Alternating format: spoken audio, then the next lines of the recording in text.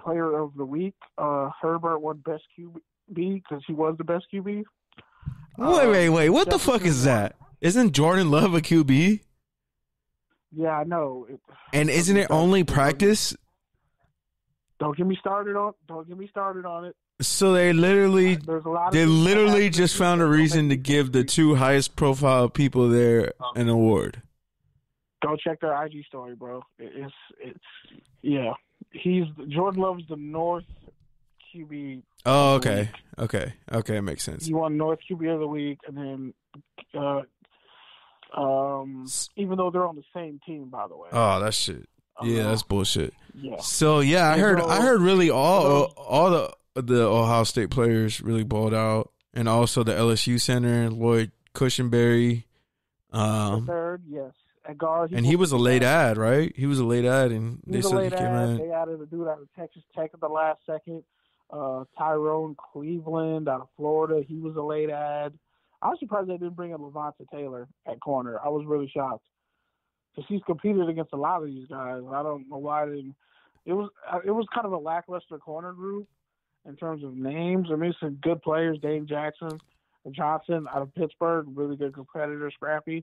But Christian Fulton out of LSU declined. Raekwon Davis at the last second declined. The D-tackle out of Alabama, I was really looking forward to talking to him because he's a freak of nature. Javon Kinlaw made himself some money. He's done for the week, but dealing with some knee stuff. But yeah. Brandon Ayuk would have competed, but he had medical red flags. How about the NC DN? Did you get a chance to see him? Because I know a lot of people were raving about him as well. North Carolina? Strobridge? Yeah, he actually did really good. He whooped some people's asses on some reps. He looks like he can play inside, outside, a little bit DN. What about the tackle group? What about the tackle group? Because I know, offensive tackle group. Well, I know you interviewed Taylor, who's a rising prospect, and then they were talking about Ben Barch. They're talking about Josh Jones. So there's a lot of small school tackles, and I'm just wondering if any of them are really, living up to the hype. They set the tone as the practices went on. You could tell the O line was getting comfortable, but that D line was ferocious. If I had to pick which line was better, the defensive line was better. But Josh Jones, who only gave up 4 pressures the whole year out of Houston, was actually a former gymnast. Oh, that's interesting to know. A man his size was a gymnast. And how did you feel about Josh Kelly tearing it up? He ripped it up, but I knew that. He's the best running back on his team, and arguably the best running back here. Oh, so now he's just a running back here, huh? You're not going to, shout out his affiliation? I mean, he went to Boosie LA, but whatever. He's good too, but I think because he goes to UCLA, he's going to get knocked. He was one of the most competitive, good corners here. Him and Van Jefferson were going at it. They had to be separated at one point. It got chippy. Shout out to Chips, but it got chippy. How about Hurts? You got to understand. Teams were hitting, pads were thumping, linebackers were smacking the shit out of people. The defensive line coaches for Cincinnati and especially Detroit did a great job. Would you say it's the highest level of college football? Would you say it's the highest level of college football? No, because because they don't have the same execution. They don't have the same execution as in terms of the playoff teams. No, because here's the thing you got to understand. Basically, I'm asking you, would the North or the South team beat Bama or Clemson or Ohio State? LSU? Maybe, yeah. I think the North team, definitely the North team with Herbert and Love. But it would be close. It's an all-star game. It'll be great, but I think what you got to understand is LSU has first-rounders all over their whole team. Their backups are future first-rounders. Yeah, they're a Senior Bowl team on their own without people being in seniors. Certain guys are the best players on their team at their schools, but their schools might have sucked like UConn. But their tackle's really good. Temple, Denzel Mims out of Baylor. You just love shouting out a Baylor player any chance you get. Hey man, what can I say? And USC too. talked to Michael Pittman, man. He's like, I want people to realize I'm not slow. He said, I'm not slow. I can play, and you'll see it. And he's not jacked like his dad, but he runs like him. After the catch, he embarrassed some corners. But talk about Hurts. Talk about Hurts, because you haven't talked about him, and you got some weeds to own in your garden.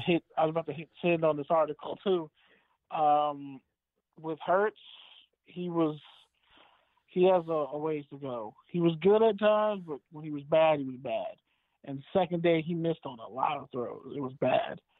I think he needs to do what Dak Prescott did and really focus in on his feet and throwing and his accuracy. I think he'll still get drafted, but I'll just spill the tea now. I have a tier of quarterbacks here. My gold star QBs, who are both first rounders, Herbert. Honestly, if I was the Chargers, I would draft Herbert and throw all the money I can at Derrick Henry. That's what I would do, because he is ready to go right now. I asked him a question. By the way, that picture that you screenshotted of me, and that looks like a meme, and it looks like he's talking to his little brother. I couldn't hear your audio. I couldn't hear your audio part of it. But yeah, I don't know what you asked him. Yeah, that part. I got that part. But I asked him pretty much. I was like, with the fact that you won the academic Heisman and you developed so much as a leader, like how much do you feel like that impacts your stock in this draft and your ability to be a leader? And he's like, it's huge. I don't downplay it at all.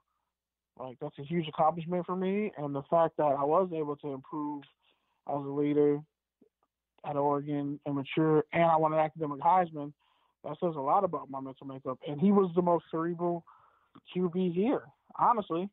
Just after 2 days, it was like he's the best quarterback here, and he proved it on the third day too with some of his throws. But I don't think it's as cut and dry. I know Joe Burrow's great, but I honestly don't see why you can't put Herbert up there with him. And Jordan Love is close too. He's definitely a certified first rounder. He just got to fix some things. He had a couple, fumbled snaps with the center. So, final notes on the Senior Bowl. What are you looking forward to on Saturday?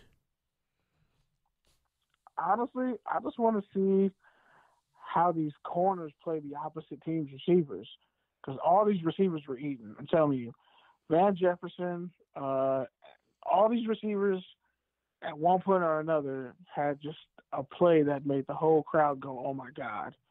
Some corners got picks, they fall back, but these receivers are no joke. I think this entire senior class raised their stock as a collective group. This might be one of the best Senior Bowl rosters in a while, from top to bottom. And Alex Taylor out of South Carolina State, the dude who's 6'8", has an 88-inch wingspan. Whoever gets him is getting a stud, a future star.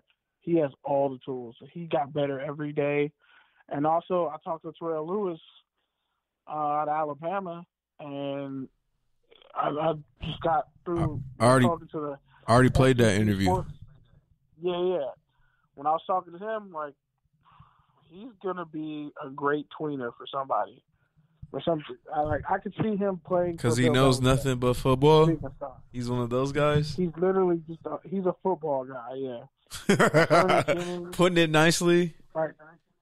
Yeah, like he's straight up football, and it's him. Evan Weaver did really good. The inside linebackers did really good. Yeah, that's what I heard a lot of too. There's a lot that did really good. And I'm glad they classified Fernie Jennings as an inside linebacker. Terrell Lewis is definitely. How about the Appalachian State linebacker? And they said he did well too. Oh yeah. Akeem Davis. Gaither, yeah. Akeem Davis Gaither. He's going to be a day one starter. I think whoever picks him, he's fluid. He can cover. He's one of the most physical linebackers here. For a guy who's only 6'2", 220. Like, when he's near the ball, he's making contact. He's making a play on it, or he's knocking the piss out of somebody. But and this defensive line, like, there's a lot of good players here, man. Like, even though Kinlaw's not playing, there's no – I mean, he's obviously the best one. He's an enigma, but this is a really good defensive line class. All right, man. So I got some other topics I want to get to. So just, before closing it up. Tight ends, my bad.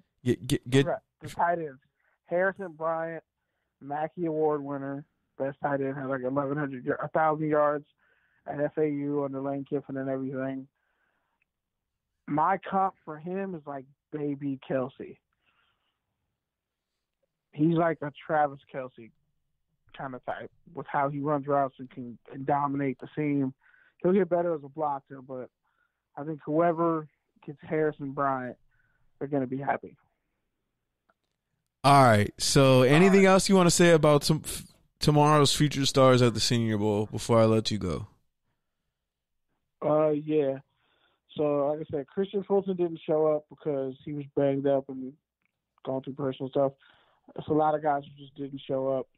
But I think every one of the guys who showed up, especially the receivers, they made a huge name for themselves. And I think I could see 20 receivers getting drafted in the first 2 rounds. Wow, that's a lot. All right, man. So anything else you want to say? Just in general? No, man. The fact that Alabama's been treating me right. It's really nice. It's not as bad as you thought it was, huh? Yeah, I mean, it's bad, but it's not bad where I'm at. So, that's cool. And, yeah, I mean, the TV is not what much to watch on TV, so I just turn it off. And the time difference isn't that bad either. And I always recommend watching local news. I always recommend watching local news whenever you're somewhere else. It's just always a different perspective. Yeah. You get to see kind of what's going on in the community, but you also get to see kind of how they market news and the way they see news, and the personalities there are pretty reflective of what's going on. I'm actually right next to the Fox 10 news station, man. It's crazy. Oh, I thought you said the top 10 news station. I was like, no, the Fox 10 news station, and a movie theater, and a Costco. All right, man. Well, on that note, I'll see you in, I don't know, like 12 hours, 14 hours, 16 hours, something like that. My time, 12 hours. Make sure you bring 2 hoodies, a thick sweater, lotion, and comfortable socks. All right, man. So, and an umbrella. It's going to rain. Thanks for calling in, man. We appreciate you. Keep doing what you're doing. Have a good night. Get some rest. And, yeah, man, peace. Peace, man. Have a great show. Thanks. Yeah, man. Shout out to Kenny Berry.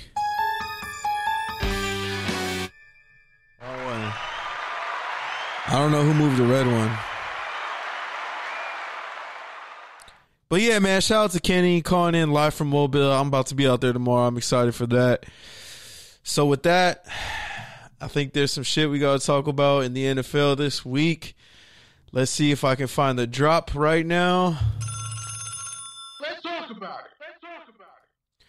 Yeah, so first up, the Pro Bowl. If you've been on social media this week, the NFL Pro Bowl is going down. We've talked about it, or I guess we've skimmed through it, but the Pro Bowl is happening. Nobody really cares. I think, honestly, they should probably move it back to the week after the Super Bowl so that the Super Bowl players can actually play in it again, because I haven't been as interested with that, because how are you going to have an all-star game without 2 of the best teams? Just doesn't do it for me.